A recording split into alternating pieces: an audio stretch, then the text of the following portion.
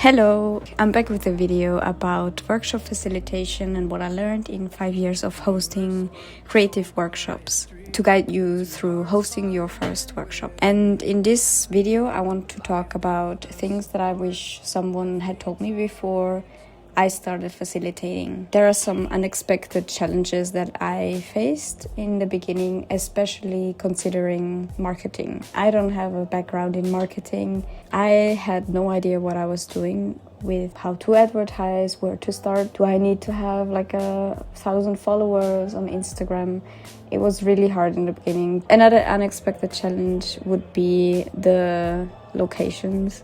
I have a lovely studio in Paris, as you could see in one of my videos. The studio is sadly not big enough to host workshops, and it's not really accessible in general. It's in the 7th floor, so it's really hard to get up.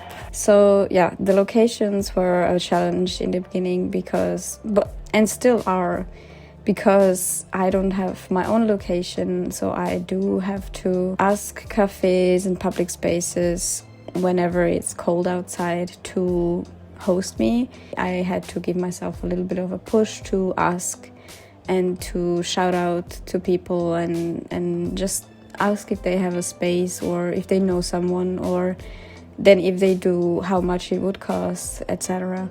So if you have a location in mind, that's great, then please get going. But otherwise, I would suggest you to really make up a plan beforehand. So see what you can give the place, what kind of amount of money you could give the place. Or in my case, I host a regular workshop at a cafe, and we have come up with these formulas, so she will get some money from the people that came in because they all eat and drink with the workshop, and I don't have to pay for being there and hosting the workshop because I know I'm bringing the people, and so that could be an option for you maybe. Another point is the emotional labor that is involved. It's an up and down, especially if you start out and there is not many people that know about the workshops.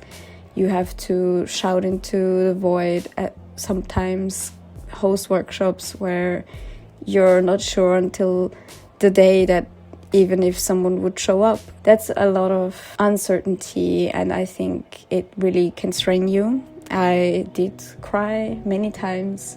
No one signed up and I still showed up. It's hard, it's really hard, and no one tells you about this part, and I think also no one can prepare you for this. It's probably bound to happen, and I think even now that I'm more experienced, if there is a day where I don't have many clients signing up, or maybe just one or two, I do feel like I haven't accomplished anything, which is not true, totally not true, because there is so much experience that I've gained from all the workshops, and it doesn't matter if there's only one person or 10 people, and really it shouldn't be about that at all. It should be, you should love what you're doing, considering the pricing and the pricing structures, and to figure it out by yourself. What is something that works in your local area, and what is a price that might be too overpriced?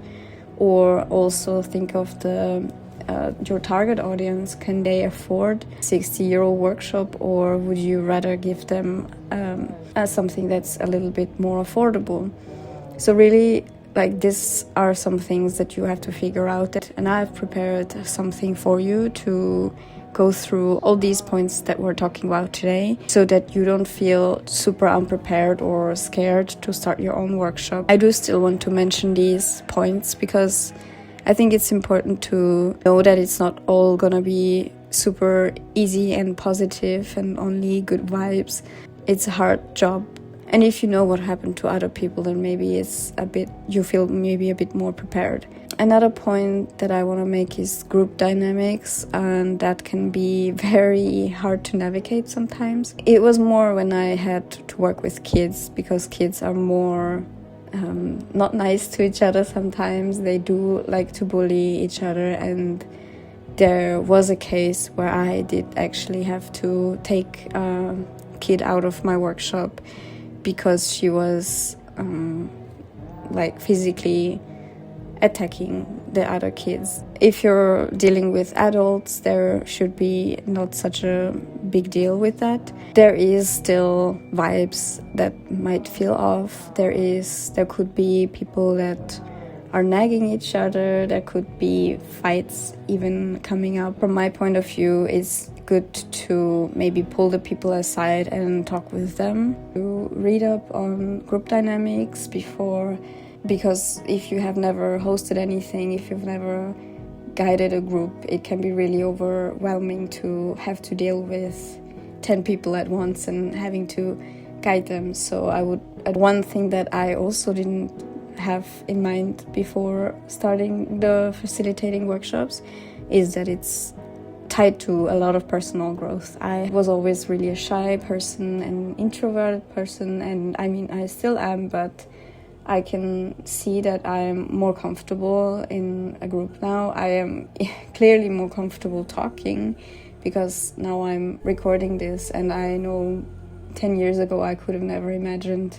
The workshops have really helped me with gaining confidence and trust in myself and trusting that I have valuable information. I do still learn a lot from the participants too, and I think it's such a nice exchange that workshops can give you. They really open you up to so many opportunities and to so many cool people, and it's just helped me really grow and also grow really fond of Paris, because when I moved here it was 3 years ago and I had no friends and I didn't have any community or any kind of network.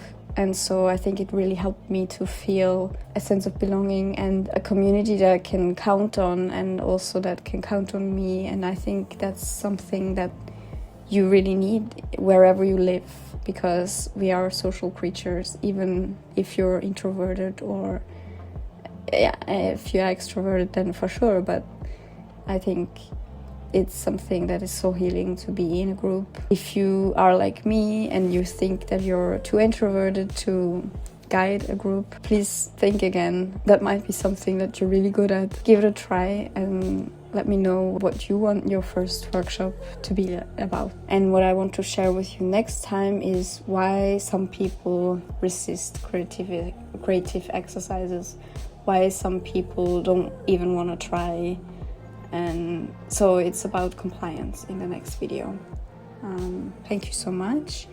Hope you have a great day, great evening, great morning, whenever you're watching this. And I will see you in my next video. Bye. Sorry, there is a football match going on right now, and I think you can hear the chanting or starting facilitating. Yay, I finished the video.